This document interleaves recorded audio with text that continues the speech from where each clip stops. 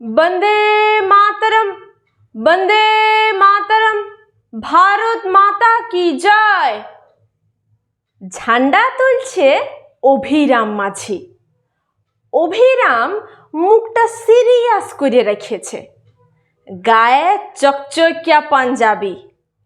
ক্লাবের সেক্রেটারি বলে কথা ন, তা বাদে ঝান্ডা তোলাটাও কোনো কম বড় ব্যাপার নয়। বন্দে মাতরম বলতে বলতে ঝান্ডাটা ডগে উঠে গেছে।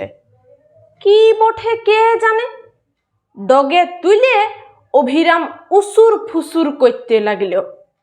ছেলে পুলারা তখনও হুলকো আছে, আড়রাই বলে যাচ্ছে বন্দে মাতরম, বন্দে মাতরম। অভিরাম বলল, এই থাম, দেখছিস নাই গিঠাটা খুলছে নাই? এ পঞ্চা, কি গিঠা মারলিব?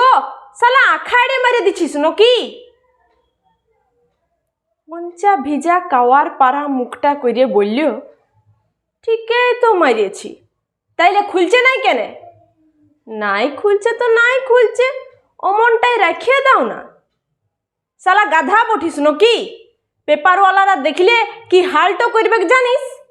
বলবে ঝান্ডার খুঁটটাতে পুটলা ঝুলাইন দিছে, ক্লাবের পেস্টিজ থাকবে। শালা গাধাটা দিনটা পুরো ছিতরা ফুটা করে দিল। অভিরাম গাধা বলতেই পঞ্চার মুখটা গাধার পাড়াই হইয়ে গেল। ও যা বলবে বলবে, ঝান্ডা উঠানা নিয়ে কথা, উঠান দাও না।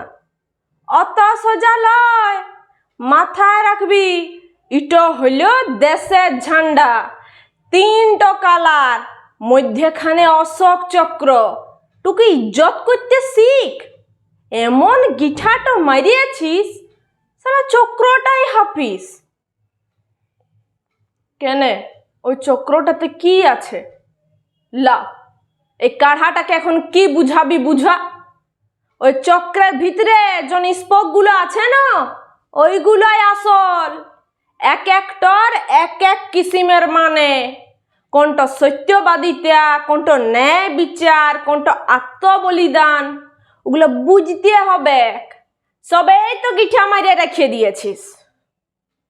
অমন রাগিও না দাদা, আমরা হইলাম ভারতবাসী, এক একটা যন্ত্র।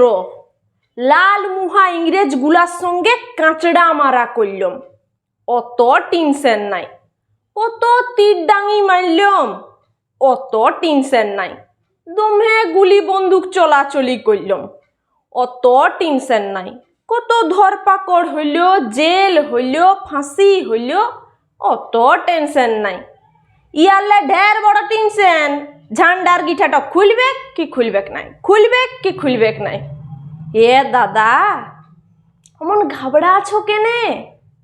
যনদিন সত্যবাদিতা, ন্যায় বিচার, আত্মবলিদান এগুলা সত্যি হবে, তোমাকে আর হেঁচকা মারতে হবে নাই।